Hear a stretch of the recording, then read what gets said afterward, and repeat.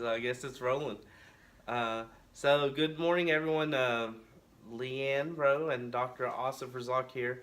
And what we're going to discuss with you today are healthy choices for breakfast. We get a lot of questions. How can we make it affordable because healthy food is so expensive. But we're here to prove that wrong. So, in our next few segments, we're going to be demonstrating and cooking some healthy alternatives. It shouldn't be alternatives. It should be what the normal choice should be. But we're going to teach you what are some cool ways to make some breakfast options, and then later on in our video series, we'll go into making lunch and dinner so that everyone can follow along at home. So Leanne here has set up a display, I have. and she's gonna talk about it a little bit. So everybody always says, I'm in a hurry of the morning.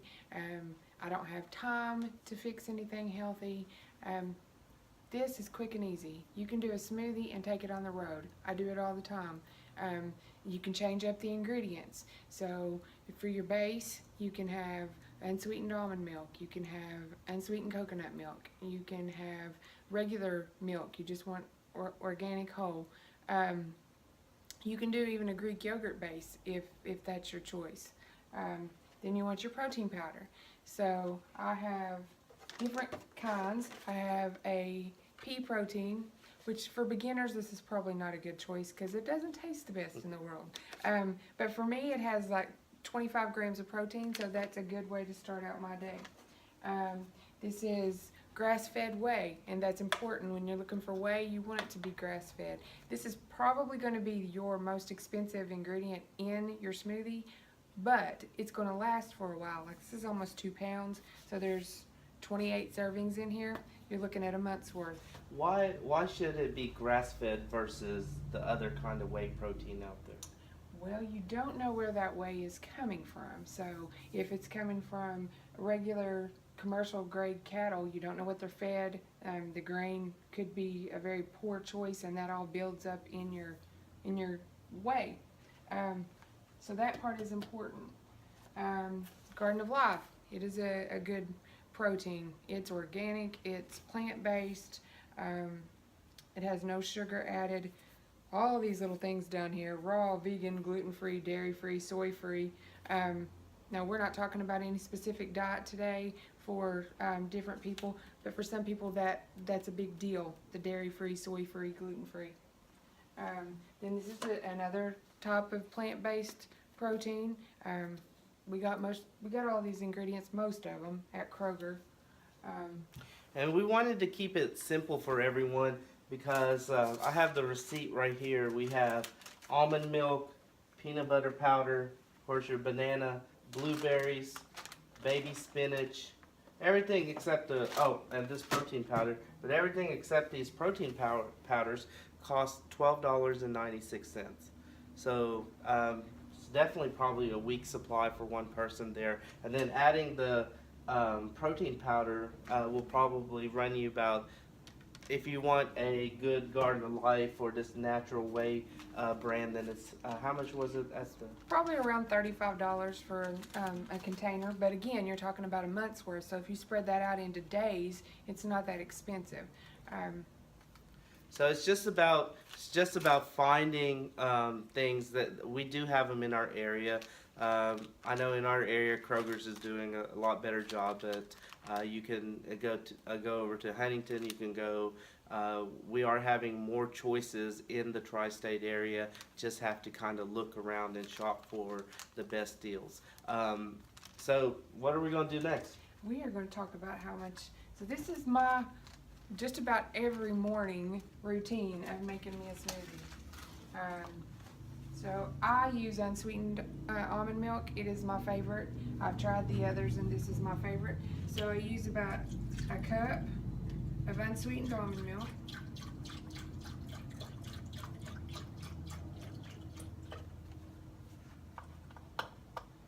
And about a cup of blueberries. But that is so versatile. You can use anything. You can do mango. You can do raspberry, peanut butter banana, and I use the powder because it's easier.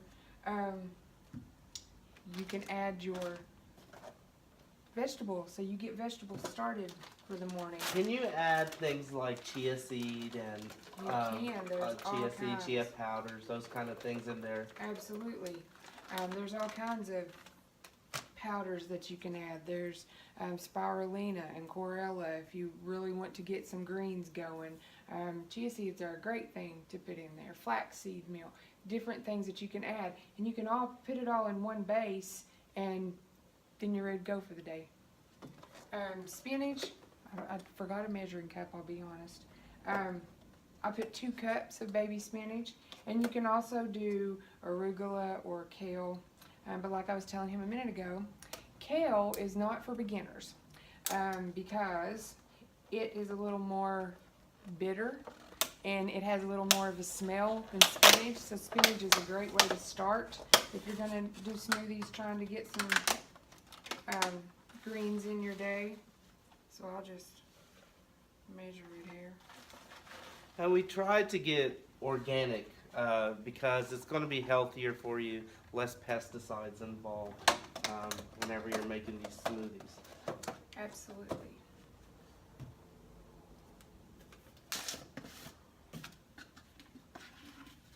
And I'm starving. I haven't ate breakfast yet, so I'm really counting on Leanne to make a great smoothie for me. And when you first start out, bananas are going to make it sweeter. So for people who are used to having sweeter breakfast, you know, if you're going from eating a donut down to a smoothie, bananas are probably going to be your friend.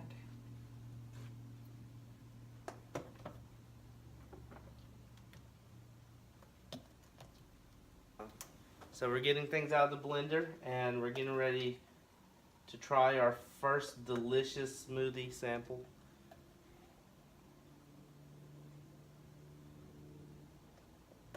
And you don't have to have an expensive blender.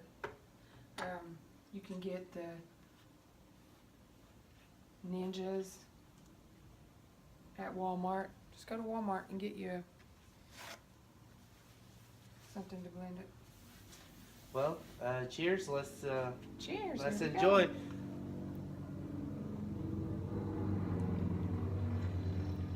So what do you think? This tastes wonderful. It tastes like a chocolate milkshake, and it's very nutritious and healthy, guilt-free. And this is, I think, anyone can make this at just about any age. But this is a great way to encourage, especially children, a good healthy snack so they can have something better than just sugary cereal for breakfast. And it's quick and easy. It's for the entire family.